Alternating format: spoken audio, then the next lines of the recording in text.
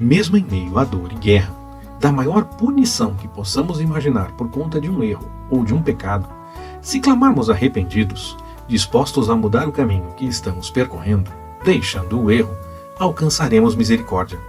Precisamos crer que Deus é o nosso refúgio real e verdadeiro, contar com seu cuidado e buscar nele o caminho que devemos trilhar, longe do erro. Vamos conversar sobre isso e mais algumas coisas neste estudo devocional do livro do profeta Joel, logo depois da vinheta.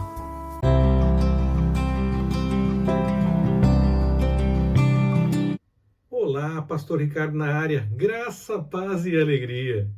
Nós teremos apenas esta mensagem para que possamos conversar a respeito do livro do profeta Joel nesta sequência do nosso estudo devocional dos livros da Bíblia. E para que essa conversa fique completa, você precisa participar, e para isso você pode usar o espaço de comentários nessa mensagem.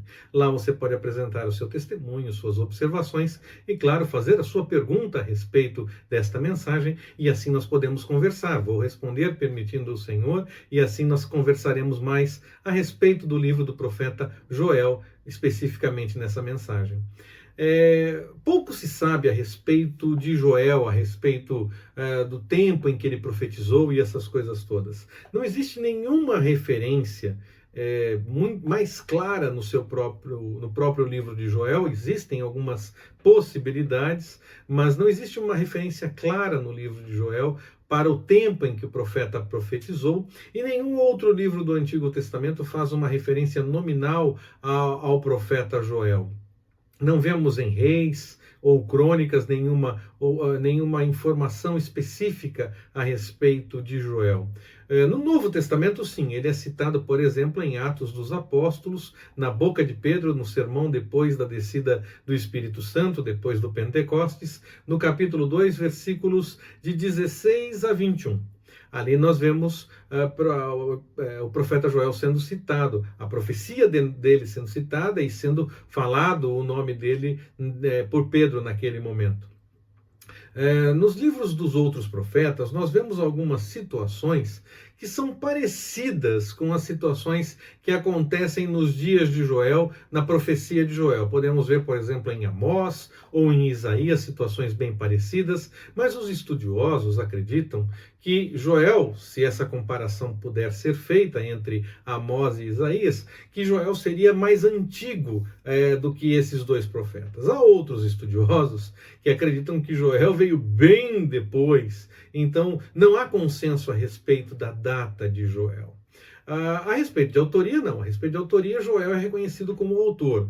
Ou ele escreveu, ou ele deixou muita coisa encaminhada com as histórias de um discípulo que não se apresentou no livro, deixou o livro em ordem para que pudéssemos ter conhecimento a respeito da profecia de Joel. Então, ele é o autor porque o texto parte dele, ainda que outra pessoa possa ter até mesmo colocado no papel o que Joel tenha apresentado como sua profecia, mas parte dele, ele é o autor. O mesmo Joel, que é filho de Petuel, está lá no capítulo 1, versículo 1 do livro de Joel, e ele vivia em Judá, muito provavelmente na cidade de Jerusalém mesmo.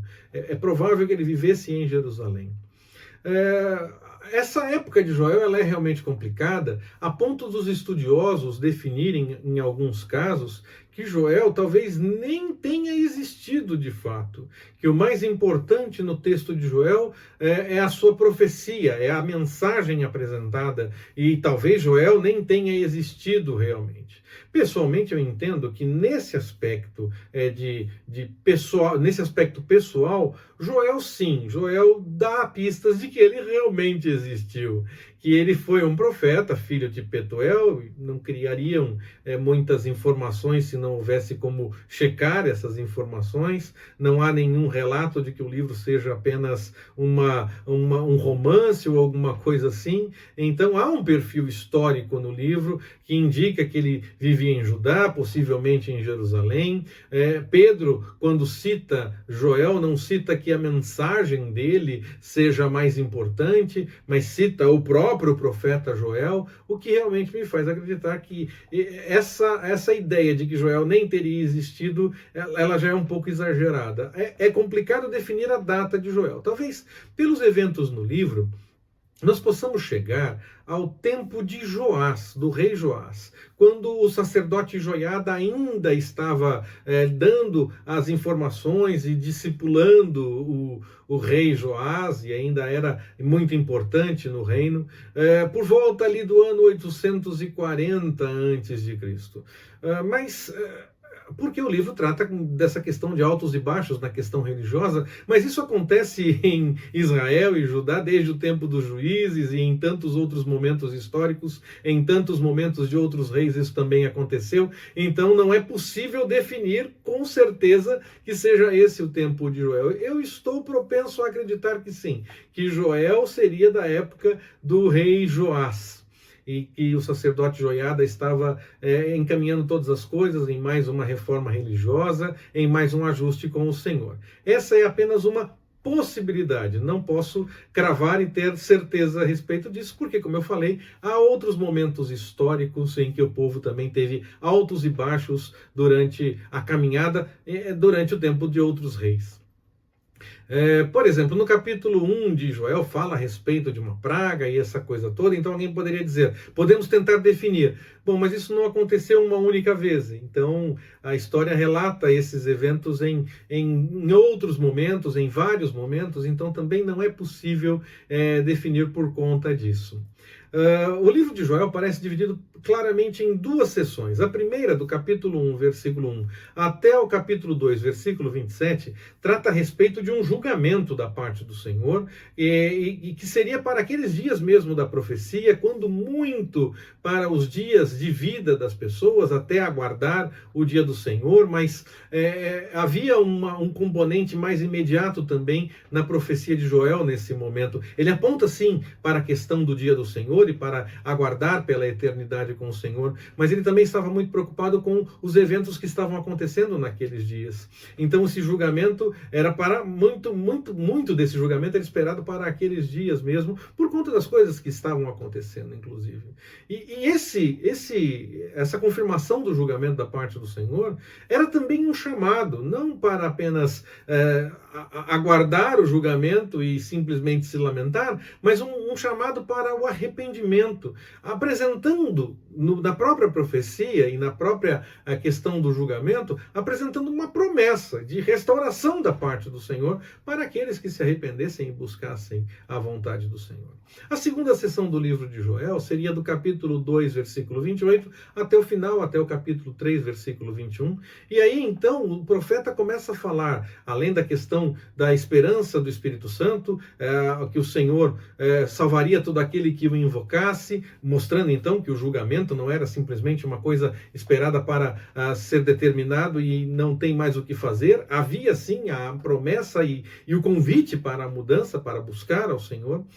Além disso, ele fala muito a respeito de os problemas que estamos enfrentando não são nada se nós compararmos com a ira do Senhor a ser revelada no dia do Senhor. Aqueles que buscam a vontade do Senhor se aproximam desse dia com ansiedade, querem a volta do Senhor, querem a manifestação do Senhor no dia do Senhor. Mas aqueles que estão distantes da vontade do Senhor vão enfrentar algumas dificuldades e alguns problemas nesse momento. E então o profeta começa a trabalhar com essa ideia de que a pior dificuldade que nós possamos enfrentar, por pior que esteja, não é nada se comparado com aquilo que pode se enfrentar no dia do Senhor por estar distante da vontade do Senhor. Nessa mensagem, ele então está fazendo um apelo, um convite para que as pessoas se acertem com o Senhor, para que não enfrentem a ira do Senhor naquele momento. Essa parte sobre a parte mais falada do texto de Joel, que é do capítulo 2, versículo 26, 27, 28, até o 32, nós temos ali uma passagem que é bastante comentada, do 28 ao 32 principalmente, que é bastante comentada sobre a questão da descida do Espírito Santo por conta do Pentecostes e de Pedro usar essa analogia e lembrar dessa profecia quando acontece o Pentecostes, quando desce o Espírito Santo lá em Atos dos Apóstolos. Essa profecia ela é muito importante, porque todo aquele que invocar o nome do Senhor será salvo. Então, no meio de julgamento, o Senhor está dizendo que aquele que invocar será salvo. E também fala que jovens e velhos podem ter visões e profecias, podem sonhar e podem profetizar. Homens e mulheres podem da mesma forma falar, porque será o Senhor falando, será o Senhor abrindo a boca e declarando através da pessoa que busca a sua vontade, declarando aquilo que ele tem para falar através do Espírito Santo. E a salvação não seria apenas algo para ajudar. Todo aquele que invocar o nome do Senhor será salvo. É para todas as pessoas. Então o profeta está sim antecipando aquela coisa da nossa esperança em Jesus, em que ele veio para os que eram seus, mas eles não receberam, e a todos quantos o receberam, deu-lhes o poder de serem feitos filhos de Deus. O profeta Joel parece apontar sim para essa realidade. No primeiro capítulo de Joel, ele fala a respeito de uma praga de gafanhotos e de um julgamento da parte do Senhor para que o povo tivesse consciência de que havia um erro. Ele pede então que o povo jejue e que se reúna no templo para uma assembleia solene, para que possa rogar ao Senhor que o salve daquele momento, mas não apenas preocupado com os dias seguintes, com o que estava acontecendo, também com isso, mas Joel está preocupado com a eternidade com o Senhor, uma preocupação de uma necessidade de salvação realmente, de deixar o caminho errado e buscar a vontade do Senhor. No capítulo 2, além daquele final em que Joel fala a respeito da descida do Espírito Santo e que todo aquele que invocar o nome do Senhor será salvo, ele também fala sobre o dia do Senhor. Ele fala sobre essa questão das coisas que podem acontecer nesse momento, a desolação que pode se manifestar e que aqueles que estão distantes da vontade do Senhor vão enfrentar muitas dificuldades, muitos problemas. Joel chega a dizer: quem poderá suportar esse dia? Quem poderá resistir nessa situação? Ele está realmente preocupado com o povo indo por um caminho errado e distante da vontade do Senhor, porque daí ele termina dizendo que todo aquele que invocar o nome do Senhor será salvo. Ele primeiro diz que não é possível suportar, quem poderá suportar? E depois ele diz que todo aquele que invocar o nome do Senhor será salvo, porque ele está dizendo que aquele que busca a vontade do Senhor tem o perdão e tem então a forma de suportar mesmo no momento das maiores angústias e tem como resistir no meio de todas essas coisas e ir na direção da vontade do Senhor. Nos poupa das dificuldades muitas vezes, principalmente no dia do Senhor. Nós não teremos que enfrentar essa ira, nós podemos confiar na misericórdia do Senhor pelos méritos de Jesus Cristo.